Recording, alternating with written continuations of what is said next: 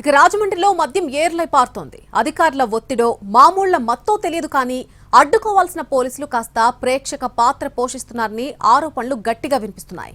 ఇది అసాంఘిక శక్తులు పెరగడానికి కారణమవుతుందన్న ఆందోళనలు ప్రజల్లో వ్యక్తమవుతున్నాయి. రాజమండ్రిలో అధికారిక షాపులు 28 ఉంటే అనధికార బెల్ట్ షాపులు వందల్లో కొనసాగుతున్నాయి. ఎక్సైజ్ శాఖ అధికారుల అలసత్వంతో ఇక్కడ వీధి వీధికి ఒక బెల్ట్ షాప్ కొనసాగుతోంది. మరొక పక్క నిబంధనలకు పాతరేస్తూ కొన్ని షాపులను బార్లుగా మార్చేశారు. షాపుల ఏర్పాట్లోనే నిబంధనలకు తిలోదకాలిచ్చి కళాశాలలు, బస్టాండ్లు, జాతీయ రహదారులు, దేవాలయాల చెంత దర్జాగా షాపులు నెలకొల్పారు. పర్మిట్ రూమ్లకు అనుమతి లేకపోయినా కొన్ని షాపుల చెంతనే రూమ్లు ఏర్పాటు చేసి దర్జాగా లూజ్ విక్రయాలు సాగిస్తున్నారు. మరికొందరైతే మమ్మల్నెవర్రా అడిగేది అన్నట్లుగా షాప్ ముందే మద్యం త్రాగండి అంటూ నిబంధనలకు గేట్లెత్తేశారు. రాజమండ్రిలో మద్యం వ్యాపారులు సిండికేట్గా మారి కొన్ని షరతులతో షాపులు నిర్వహిస్తున్నట్లు తెలుస్తోంది. ఈ సిండికేట్ చట్టంలో బెల్ట్ షాపులు ఉండకూడదు అన్న ప్రభుత్వ నిబంధనలను పూర్తిగా పక్కకు పెట్టేసినట్లు తెలియవస్తోంది. అంతేకాకుండా ఎవరికి వారు అవకాశం ఉన్న చోట్ల పర్మిట్ రూములు అనధికారికంగానే కొనసాగించుకునేలా సిండికేట్లో ఒప్పందం చేసుకున్నట్లు తెలుస్తోంది. టోటల్ ఆదాయాన్ని లెక్కగట్టి సిండికేట్ ద్వారా వచ్చిన లాభాలను ప్రజాప్రతినిధులకు, అధికారులకు వాటాలు పంచుతున్నట్లు ఆరోపణలు వస్తున్నాయి. వీరి వ్యవహారానికి ఏ ఆటంకం లేకుండా చేసుకోవాలన్న పక్కా ప్లాన్తో ఇక్కడ మద్యం వ్యాపారాలు కొనసాగిస్తున్నట్లు తెలుస్తోంది.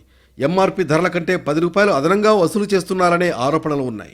ఈ వ్యవహారంలో ఒక ప్రజాప్రతినిధికి నెలకు దాదాపు 20 లక్షలు ముడుపులుగా చెల్లిస్తున్నారన్న ఆరోపణలు ఉన్నాయి. మరోపక్క ద్వితీయ స్థాయి నాయకులు, అలాగే ఆయా వార్డుల్లో ఉండే నాయకులతో పాటుగా ఆబ్కారీ శాఖ అధికారులకు కూడా ఈ మామూళ్లలో భాగస్వామ్యం ఉన్నట్లు ఆరోపణలు వినిపిస్తున్నాయి. అయితే ఈ వ్యవహారంలో కొన్ని షాపులు కూటమి నేతలకు కేటాయించే విధంగా ఒప్పందం కుదుర్చుకుని అందరూ ఒక సిండికేట్గా ఏర్పడినట్లు తెలుస్తోంది.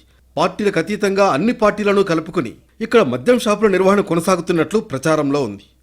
రాజమండ్రిలో 50 డివిజన్లు ఉండగా ఒక్కొక్క డివిజన్లో 5 నుంచి 10 బెల్ట్ షాపులు కొనసాగుతున్నాయనే ఆరోపణలు వినిపిస్తున్నాయి.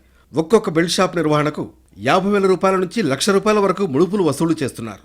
ముఖ్యంగా బెల్ట్ షాపుల్లో లూజ్ విక్రయాలు సాగించడం వల్ల నకిలీ, కల్తీ మద్యం కూడా మనుగడలోకి వస్తున్నట్లు ప్రచారం సాగుతోంది. దీనికంతటికీ ఎక్సైజ్ శాఖ పర్యవేక్షణ లేకపోవడం కారణమన్న విమర్శలు వస్తున్నాయి. మద్యం షాపుల ముందే నిబంధనలకు విరుద్ధంగా దర్జాగా బాటిల్ ఎత్తేస్తూ మద్యం సేవిస్తున్న అధికారులకు కనిపించడం లేదు. ఇక్కడ అనధికారికంగా సాగుతున్న విచ్చలవిడి మద్యం విక్రయాల వల్ల కొందరు యువత రాత్రులు మద్యం మత్తులో తూలుతున్నారు. ఆకుతాయలుగా ఉండే కొందరు అల్లర్లకు, వివాదాలకు కాళ్లు దిగుతున్నట్లు స్పష్టమవుతోంది. ఇటీవల నగరంలో కొన్ని చోట్ల క్రైమ్ రేటింగ్ పెరగడానికి ఇదొక కారణంగా నగర ప్రజలు ఆరోపిస్తున్నారు.